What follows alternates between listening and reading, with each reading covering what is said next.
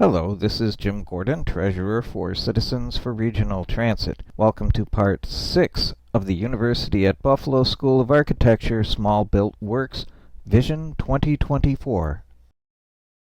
CRT appreciates and gives thanks to WBEN 930 AM radio for permission to rebroadcast the audio that they recorded. This is a replay of Professor Brad Wales' Architecture 404 class community presentation of May 15, 2024. The Vision 2024 proposal consists of 3 light rail rapid transit lines: the Belt Line, the Kensington Line, and the Airport Line. In Part 6, we introduce 3 of the new stations that we'll be discussing in this series.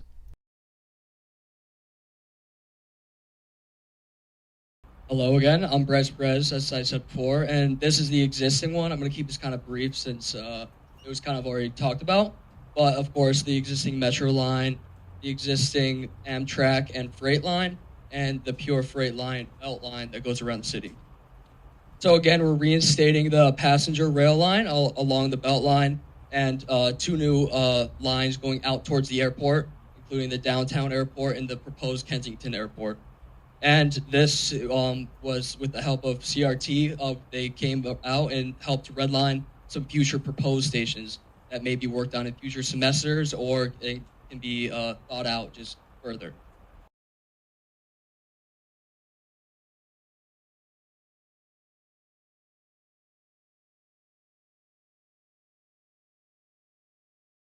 And I'm Jeff Walker. My station is the Tri-Main Transfer Hub. It exists on the current TSX rail here, and along the proposed Bell Line rail, which is running adjacent to it, and also along the Bell Line and TSX rail, the Trinidad-Humboldt station and the Fillmore Northland station.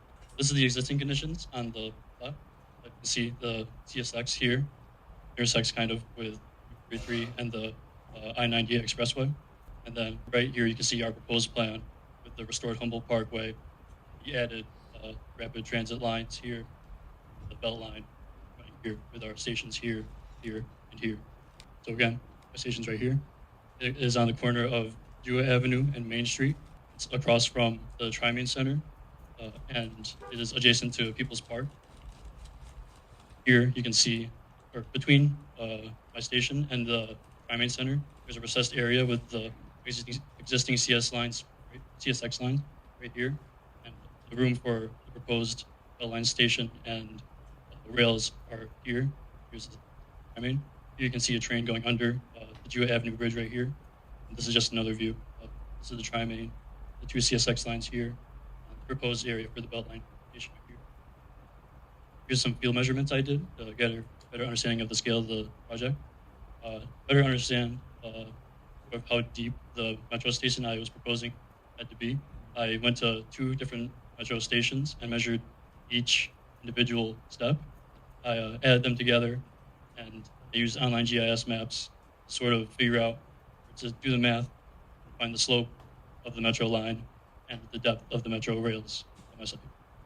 Here you can see the proposed metro or proposed Belt Line station here. It's covered. There would be a bridge across the recessed area from this station. Here you can see the underground metro station. There's the mezzanine level and the platform level. And then the station itself, the first floor is sort of a bus station and a cafe.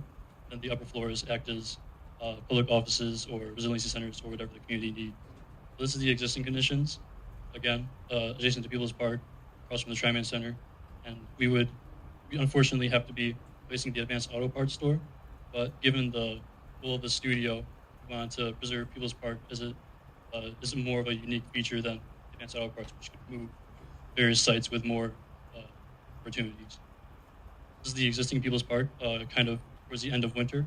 You can see there's a great community giving area with gloves and hats. This is in the spring. There's some beautiful flowers, which I don't want to take away. This is the first floor of the proposed station. You can see on this corner here is the cafe with the bus station here and a drop-off area along here. This is the Tri-Main Center. The Bell Line station has 2 points of access, one from Main Street here. There's elevators, escalators, and stairs. And then also from the Tri-Main Center, we would be building into it. And it would have a set of elevators and staircase going down. This is the second floor of the station. There's the bridge here with turnstiles with proper clearance. The access main center. This is the metro mezzanine level, which is how people get across from one side of the metro to another side. It goes right under Main Street. There's the platform level. There's access tunnels beyond the platform for maintenance. And this is a section of the line station itself. It's sort of a covered V-roof, which allows for the collection and redirection of rainwater. And there's also elevator, stairs, and escalators right here. This is a rendering of the interior. It's a double-heighted bridge. It's inside the bridge looking towards the south to the building.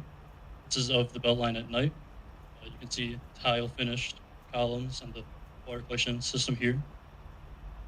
This is a view from Main Street, sort of looking across the street towards the southwest.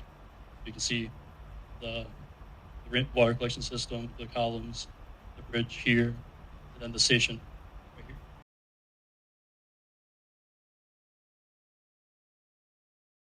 My station is the Trinidad-Humboldt station. It is located on the Beltline. So to familiar ourselves, my site is on 2 Gillette Avenue. And as you can see, this is the Beltline, CSX Beltline. Here is Route 33 and then 190. There's some pictures of the site visit. You can see the existing CXX bridge along with the existing vacant building, but also you can look at the timing. Once again, to familiar ourselves, we are proposing the restoration of Humboldt Parkway. Here's the Trinidad neighborhood with Gillette. And then to be respectful of the Trinidad neighborhood, we moved our site north right along Kensington and Barney Street. So here is the original Humboldt Parkway system, designed by Olmsted, of course. And in my research in completing the restored drawing, here are some research pictures. This is what the Humboldt Parkway like in the 1927, which was demolished and replaced by highways in the 1960s. Here are some images of the vacant building, along with field measurements and the draft of the existing. Here's the existing site plan building, and then here's the restored Humboldt Parkway with structures along the parkway with live work along Gillette, and some potential commercial expansion for economic. Live work example precedent already exists in Buffalo, and here's a good example of business and work. So the relocation of the site is along Kensington Avenue and Pauline Street. So here is the ground floor or the platform ground plan, mezzanine plan, from different directional views. Along with here's the platform. There are potential structures for community betterment. Here are along the platform is the proposed is the view of the various complexes for betterment and the interior on the mezzanine floor. Here's the overall view.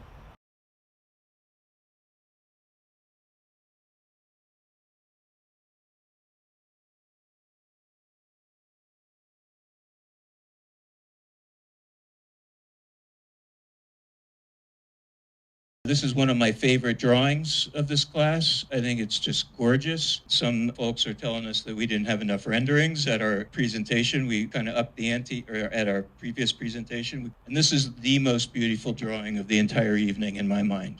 This is a drawing no one's ever seen before, maybe for 100 years.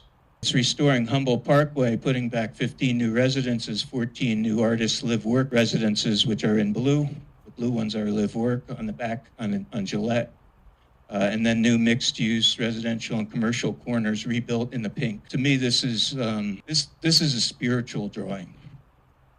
This isn't just, a pretty picture. It was made by Khulangoo. Khulangoo, raise your hand. And with apologies to people who aren't used to looking at plan drawings, I feel this is the most beautiful drawing of the evening and matches the pedagogy of taking care of people.